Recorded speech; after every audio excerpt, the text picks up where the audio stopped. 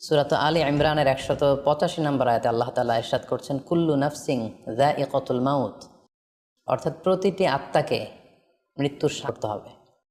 আমরা পৃথিবীতে যারাই এসেছি আবার পৃথিবী থেকে বিদায় নিতে হবে, আমাদেরকে মৃত্যুবরণ করতে হবে। এটা হচ্ছে চিরসত্য বা মহাসত্য, এবং এই চিরসত্য সবাই জানি।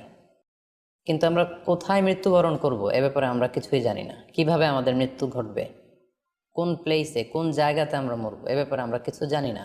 এবং সে ব্যাপারে সূরাতুল লোকমানের 34 নম্বর আয়াতে আল্লাহ তাআলা ইরশাদ করছেন, ওয়ামা তাদরি নাফসুম বিআইয়ি আরদিন তামুত ইন্নাল্লাহা আলিমুন খাবীর। অর্থাৎ কোনো মানুষই জানে না, কোনো প্রাণী জানে না যে সে কোন প্লেসে, কোন জায়গায় মৃত্যুবরণ করবে। এ ব্যাপারে শুধুমাত্র কেবলমাত্র আল্লাহ তাআলাই জ্ঞান রাখেন। আলিমুন খাবীর, তিনি মহাজ্ঞানী এবং সব ব্যাপারে তিনি খবর রাখেন।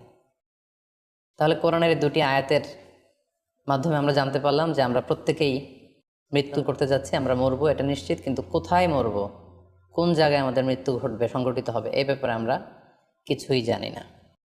এবার যদি আমরা সরাসরি আসি, সেটা হচ্ছে বাথরুমে গিয়ে যদি কেউ মৃত্যুবরণ করে, হ্যাঁ সেটা হতে পারে। বাথরুমেও কেউ মৃত্যুবরণ করতে পারে, এবং অনেক সময় আমরা শুনেছি যে বাথরুমে অনেকে ইন্তেকাল করেছেন। এখন এই বাথরুমে মৃত্যুবরণ করা এটা ভালো কি মন্দ, এটা তিনি জানতে চেয়েছেন। আসলে বাথরুমের ভেতরে কেউ মৃত্যুবরণ করলে এটা নাকি খারাপ মৃত্যু, এ ব্যাপারে কোনো হুকুম দেওয়ার বা ডিসিশন দেওয়ার সুযোগ আসলে আমাদের নেই। কারণ এ ব্যাপারে ইসলাম আমাদেরকে কিছু জানায়নি। কারণ নিছক বাথরুমের ভেতর মৃত্যু যদি হয় তাহলে এটা খারাপ মৃত্যু বা খারাপ সাইন, সে জাহান্নামে যাবে, এরকম কথা বলার কোনো সুযোগ নেই। নিছক একটা নির্দিষ্ট মৃত্যুর কারণে এটা খারাপ মৃত্যু বা ভালো মৃত্যু বলে আসলে কোনো ধরনের সিদ্ধান্তে আসা যায় না। কারণ বাথরুমে নানাভাবে মানুষের মৃত্যু হতে পারে। কেউ হয়তো অজু করতে যেয়ে বাথরুমের ভিতরে মৃত্যুবরণ করেছে, অথবা কেউ গোসল করতে যেয়ে মৃত্যুবরণ করেছে, এটাও হতে পারে। অথবা প্রাকৃতিক কাজ সারতে যেয়ে বাথরুমে তার মৃত্যু হয়েছে। দুটির ক্ষেত্রেই এই মৃত্যুটি খারাপ মৃত্যু, এভাবে কোনো সিদ্ধান্তে আসা যাবে না। সিদ্ধান্তে আসা যাবে এভাবে, অথবা ধারণা করা যাবে, প্রবল ধারণা করা যাবে এভাবে যে জীবনটা কীভাবে কাটিয়েছে। তিনি যদি ইমানের উপর থাকেন, ইস্তেকামতের উপর থাকেন, আল্লাহ এবং আল্লাহ রাসূলের উপর দৃঢ় বিশ্বাসের উপর থাকেন, তিনি যদি সৎ কর্ম করে থাকেন, তার বিদায়টা, তার মৃত্যুটা ভালো মৃত্যু হয়েছে বলে আমরা প্রবল ধারণা রাখতে পারি। কিন্তু কে জান্নাতি হবে আর কে জাহান্নামী হবে এ ব্যাপারে শুধুমাত্র আল্লাহ তাআলা ডিসিশন দিতে পারেন। একটি হাদিসের মিস ইন্টারপ্রিটেশনের কারণে এই ধরনের ধারণা করে থাকতে পারেন। যে হাদিসটি সহিহ বুখারীতে এসেছে, আল্লাহর হাবিব সাল্লাল্লাহু আলাইহি ওয়াসাল্লাম বলেছেন, ইন্নামাল আমালু বিল খাওয়াতিম, মানুষের কর্মফল নির্ধারিত হয় তার শেষ কাজের উপর ভিত্তি করে। তার শেষ জীবনটা যদি ভালো হয় তাহলে তার মৃত্যুটা ভালো হয়েছে বলে ধরা হবে। এই হাদিসের মিস ইন্টারপ্রিটেশন, অনেকে হয়তো ধারণা করতে পারেন যে বাথরুমের ভেতরে কারো মৃত্যু ঘটলেই সেটা খারাপ মৃত্যু। আসলে ব্যাপারটি এমন নয়। হাদিসে যে বিল খাওয়াতিম বলা হয়েছে, এর ব্যাখ্যা এসেছে যে বিল খাওয়াতিম মা ইয়ামালুহু ফি আখিরি হায়াতি, সেটা শেষ জীবনে কি কাজ করেছে সেটার উপর ভিত্তি করে তার মৃত্যুটা ভালো নাকি খারাপ এটা নির্ধারিত হবে। অনেকের এমন হলে শুরুতে তিনি ইসলামকে মানতেন না, আল্লাহকে বিশ্বাস করতেন না, কিন্তু শেষ জীবনে এসে তিনি বিশ্বাসী হয়েছেন, তিনি সৎকর্ম করেছেন এবং সেটার উপর তার মৃত্যু হয়েছে। সেক্ষেত্রে আমরা প্রবল ধারণা করতে পারি এবং আশা করতে পারি যে তার মৃত্যুটা ভালো হয়েছে। কিন্তু নিছক বাথরুমের ভেতরে যদি কারো মৃত্যু ঘটে এই কারণে তো নাকি খারাপ মৃত্যু, সেই সিদ্ধান্তে আসা যাবে না। তবে কোরআন সুন্নাহ আমাদেরকে কিছু আলামত বা সাইন দিয়েছে। এই সাইন বা নিদর্শনগুলো খেয়াল করে আমরা বুঝতে পারি যে ভালো মৃত্যু হয়েছে নাকি খারাপ মৃত্যু হয়েছে। সেক্ষেত্রে শুরুতে আমরা আলামাতু সুইল খাতিমা, কারণ মৃত্যুটা খারাপ কিনা বা মন্দ মৃত্যু বা মন্দ, সেটা আমরা শুরুতে শুনবো। সেক্ষেত্রে আমরা যদি কোরআন সুন্নাহর দিকে তাকাই তাহলে দেখব যে কোরআন সুন্নাহ আমাদেরকে জানিয়েছে কেউ যদি আত্মহত্যা করে তাহলে এটা আমরা বলতে পারি যে এটা একটা খারাপ মৃত্যু ছিল। কারণ আল্লাহ রাসূল সাল্লাল্লাহু আলাইহি ওয়াসাল্লাম ইরশাদ করেছেন, সহিহ বুখারীতে এসেছে, মান কাতালা নাফসাহু বিশাইইন উযিবা বিহি ইয়াউমাল কিয়ামা, যে তার নিজেকে যেই জিনিস দিয়ে আত্মহনন করবে বা আত্মহত্যা করবে, কিয়ামতের দিন তাকে সেই শাস্তি দেওয়া হবে। লেটসে কেউ যদি ছুরি দিয়ে স্ট্যাবিং করে তারপরে জাহান্নামে, সে কেবল জাহান্নামের ছুরি দিয়ে নিজের পেটের ভেতরে এরকম ছুরিকাঘাত করতেই থাকবে, এটাই হবে তার শাস্তি। কেউ যদি বিষ পানের মধ্য দিয়ে সুইসাইড করে তাহলে জাতি হবে জাহান্নামের বিষ খেয়ে খেয়ে সেই কষ্ট বা শাস্তি ভোগ করবে। কেউ যদি গলায় দড়ি দিয়ে বা ওড়না পেঁচিয়ে গলায় ফাঁস লাগিয়ে সুইসাইড করে তাহলে আল্লাহ রাসূল সাল্লাল্লাহু আলাইহি ওয়াসাল্লামের হাদিস অনুযায়ী জাহান্নামে সে গলাতে শুধু ফাঁস লাগাতেই থাকবে। তাহলে আল ইন্তিহার মানে সুইসাইড আত্মহত্যা করে যায়, সেক্ষেত্রে আমরা বলতে পারি যে এটি খারাপ মৃত্যু ছিল, মৃত্যুটি ভালো ছিল না। তাছাড়া কোনো ব্যক্তি যদি কবিরা গুনাহ সম্পাদন করা অবস্থায়, লেটসে কেউ মদ পান করা অবস্থায় তার মৃত্যু ঘটেছে, কিংবা ব্যভিচার করা অবস্থায় তার মৃত্যু ঘটেছে, কিংবা কারো উপর সে জুলুম বা অত্যাচার করছিল, বড় কোনো কবিরা গুনাহ সম্পাদন করা অবস্থায় যদি কারো মৃত্যু ঘটে যায়, সেক্ষেত্রে বলা যেতে পারে যে মৃত্যুটি খারাপ ছিল। পাশাপাশি বাবা মা যদি কোনো সন্তানের অন্যায়ের কারণে সন্তানের প্রতি রেগে থাকেন এবং ওই অবস্থায় যদি সন্তানের মৃত্যু ঘটে, তাহলে এটি একটি খারাপ মৃত্যু ছিল বলে ধারণা করা যেতে পারে।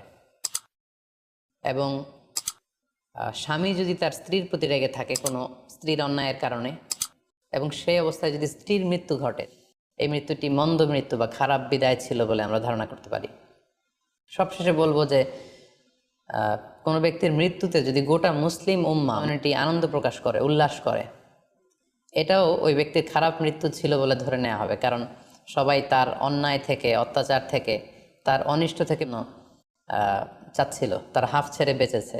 সো মুসলিম উম্মাহ যদি, গোটা মুসলিম উম্মার ভালো লোকরা যদি কারোর মৃত্যুতে আনন্দ প্রকাশ করে, তাহলে তার মৃত্যুটা তো ছিল বলে ধরে নেওয়া যাবে। এই সমস্ত আলামতগুলো যদি আমরা খেয়াল করি, এগুলোর ভিত্তিতে বলা যেতে পারে যে তার মৃত্যুটা মন্দ ছিল, তার বিদায়টা খারাপ ছিল। আমরা যদি হুসনুল খাতিমা অর্থাৎ ভালো বিদায়, কোনো ব্যক্তি যখন আমাদের থেকে বিদায় নিল, মৃত্যুবরণ করলো, তখন আমরা কিভাবে বুঝবো যে বিদায়টা ভালো ছিল, লোকটা আশা করি যে জান্নাতি হবে, এটা আমরা কিভাবে বুঝবো? প্রথমত বোঝার মাধ্যম হচ্ছে আন-নুতকু বিশ-শাহাদাতি ইনদাল মাউত। মৃত্যুর সময় যদি কেউ আল্লাহর জিকির করা অবস্থায়, আল্লাহকে স্মরণ করা অবস্থায়, কিংবা শাহাদাত বাণী পাঠ করে যদি মৃত্যুবরণ করতে পারে, তাহলে আশা করা যায় যে এই মৃত্যুটা খুব ভালো মৃত্যু হয়েছে। কারণ সাল্লাল্লাহু আলাইহি ওয়াসাল্লাম সুনানে আবু দাউদের এক বর্ণনায় ইরশাদ করেছেন, মান কানা আখিরু কালামিহি লা ইলাহা ইল্লাল্লাহ, যে ব্যক্তির শেষ বাক্য ইলাহা ইল্লাল্লাহ এবং এই কালিমাতুত তাইয়্যিবা, এটা পরে যদি কেউ শেষ নিঃশ্বাস ত্যাগ করতে পারে, তাহলে সে জান্নাতে প্রবেশ করবে বলে আল্লাহ রাসূল সাল্লাল্লাহু আলাইহি ওয়াসাল্লাম আমাদেরকে সুসংবাদ দিয়েছেন। মৃত্যুর আগে কালিমা পরে মরতে পারা, এটা একটা সৌভাগ্যের বিষয় এবং এটা একটা ভালো সাইন। পাশাপাশি বিশ্বাসী ব্যক্তিরা, ইমানদাররা যখন মৃত্যু, তখন তাদের কপাল ঘেমে যায়। অর্থাৎ মৃত্যুর পরে মৃত ব্যক্তির কপালে হাত দিয়ে যদি আমরা দেখতে পাই যে কপাল ঘেমে আছে, সোয়েটিং, প্রচণ্ড ঘাম, এটা দেখেও আন্দাজ করা যেতে পারে বা ধারণা করা যেতে পারে যে মৃত্যুটা ভালো হয়েছে। কেননা সুনানে তিরমিজির বর্ণনায় আল্লাহ রাসূল সাল্লাল্লাহু আলাইহি ওয়াসাল্লাম ইরশাদ করেছেন, আল মুমিনু ইয়ামুতু বিআরাকিল জাবিন, বিশ্বাসীরা যখন মারা যায় তখন তাদের কপাল ঘেমে যায়। সো অনেক আল্লাহওয়ালা ভালো মানুষের মৃত্যুর পরে আমরা এটা দেখেছি বা শুনেছি যে কালের পরে তাদের কপাল ঘেমেছিল, এবং সেটা দেখে কিন্তু বোঝা যাবে যে মৃত্যুটা ভালো ছিল। পাশাপাশি জুমার রাতে যদি কেউ ইন্তেকাল করে, বৃহস্পতিবার দিবাগত রাতে, নিঃসন্দেহে সে ইমানদার হতে হবে, সৎ ব্যক্তি হতে হবে। সেক্ষেত্রে এটা একটা ভ্যালিউ অ্যাড করবে যে জুমার রাতে সে ইন্তেকাল করেছিল। রমাদান মাসে যদি কেউ ইন্তেকাল করে, এটা একটা খুব। পাশাপাশি হজের সফরে যদি কেউ, হজের যে দীর্ঘ সফর, এই সফরে যদি কেউ ইন্তেকাল করে, এটা একটা ভালো মৃত্যু বলে ধর্তব্য হবে। পাশাপাশি কেউ যদি জিহাদের ময়দানে শহীদ হওয়ার সৌভাগ্য লাভ করে, নিঃসন্দেহে এটা সবচেয়ে শ্রেষ্ঠ মৃত্যু, আল্লাহ তাআলার কাছে সবচেয়ে শ্রেষ্ঠ মৃত্যুতের মৃত্যু। এবং শহীদের দেহ থেকে গড়ে গড়ে পড়া, মাটিতে পড়া যে রক্তের ফোঁটা, এই ফোঁটাটা আল্লাহ তাআলার কাছে খুব প্রিয়। সো নিঃসন্দেহে তার মৃত্যু এটা পৃথিবীর শ্রেষ্ঠতম মৃত্যু।